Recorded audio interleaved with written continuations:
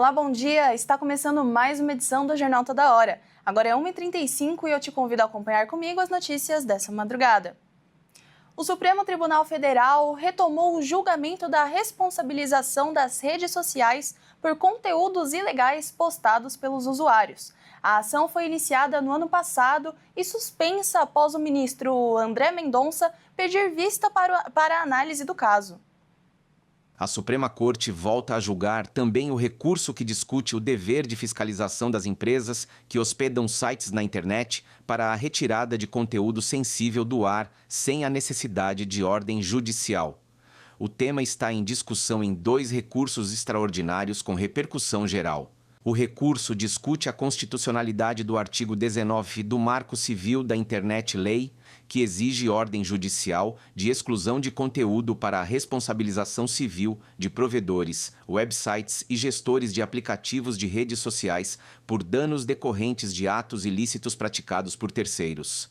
A ação trata da responsabilidade civil de provedores de internet e de plataformas de redes sociais sobre danos decorrentes de conteúdo gerado por terceiros. O colegiado vai discutir se essas empresas têm o dever de mediar publicações dos usuários e se é necessária ordem judicial para a retirada de conteúdo ofensivo do ar.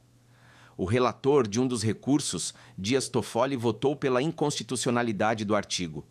O ministro defendeu que, nos casos de conteúdos ofensivos ou ilícitos, como racismo, as plataformas digitais devem agir a partir do momento que forem notificadas de forma extrajudicial pela vítima ou seu advogado, sem necessidade de aguardar uma decisão judicial.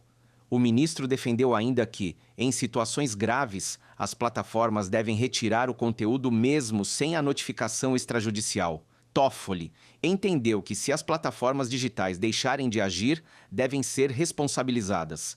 Relator de outra ação sobre o tema, Luiz Fux, também considerou que o artigo 19 do Marco Civil fere a Constituição. Da mesma maneira que Toffoli, Fux defendeu que a remoção de conteúdos considerados ofensivos ou irregulares deve ser imediata, assim que a vítima notificar a plataforma.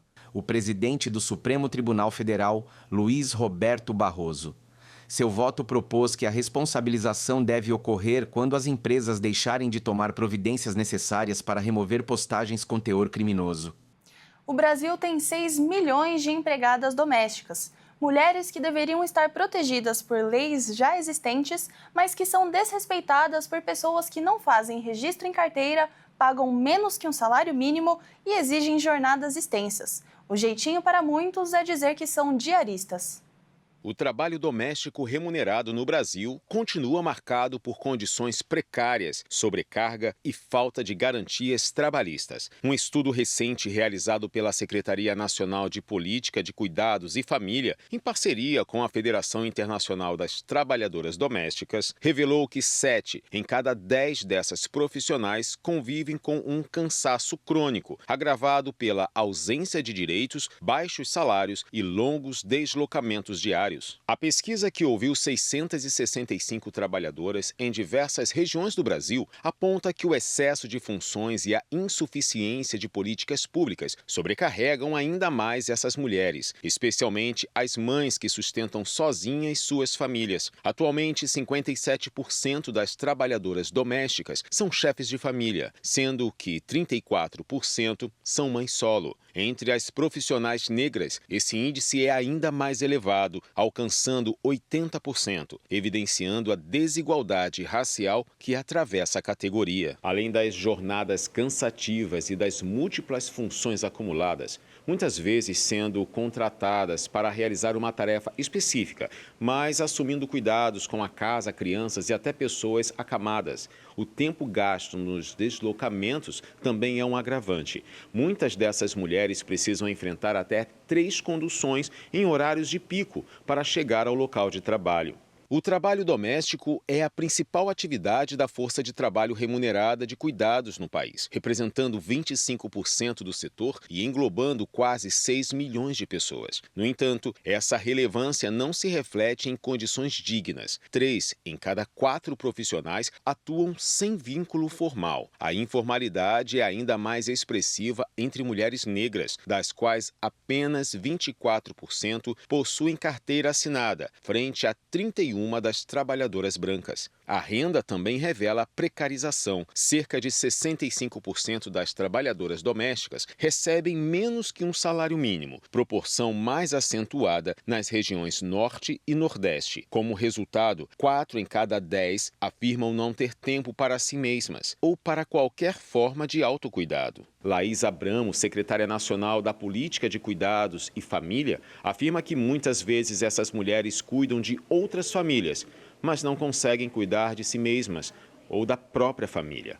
A ausência de serviços públicos de apoio, como creches em tempo integral e escolas com horários compatíveis, agrava a sobrecarga, gerando estresse e impedindo que essas mulheres tenham uma rotina menos sacrificante.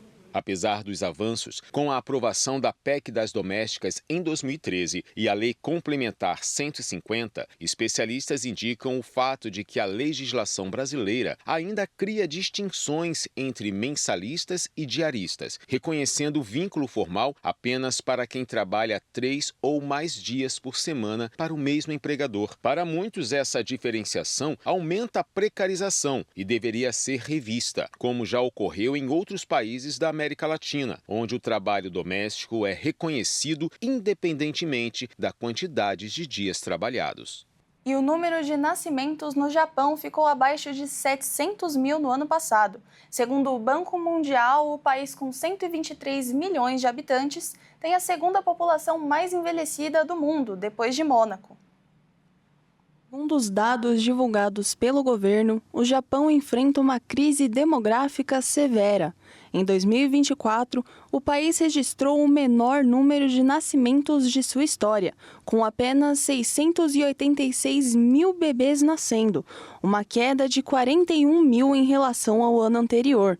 Este é um marco preocupante, pois pela primeira vez desde o início dos registros em 1889, o número de nascimentos ficou abaixo de 700 mil. A taxa de fertilidade também atingiu um nível historicamente baixo, com 1,15 filho por mulher em 2024. O primeiro-ministro japonês Shigeru Ishiba expressou sua preocupação com o que descreveu como uma emergência silenciosa. O país enfrenta uma crescente escassez de mão de obra devido ao envelhecimento populacional e à baixa taxa de natalidade. Em 2024, o Japão registrou 1.600.000 mortes, um aumento de quase 2% em relação ao ano anterior. A política rígida contra a imigração agrava ainda mais a situação, pois não há trabalhadores suficientes para substituir os que se aposentam, impactando negativamente a economia e a sustentabilidade da previdência social. Para enfrentar essa crise demográfica, o governo japonês está implementando uma série de medidas destinadas a incentivar o aumento de natalidade. Entre as propostas estão a adoção de horários de trabalho mais flexíveis, permitindo que casais passem mais tempo juntos, e incentivos financeiros para ajudar as famílias a sustentar seus filhos. A expectativa é que essas iniciativas possam reverter a tendência de queda nos nascimentos e contribuir para a estabilidade econômica do país. Mas a eficácia dessas medidas ainda está por ser comprovada.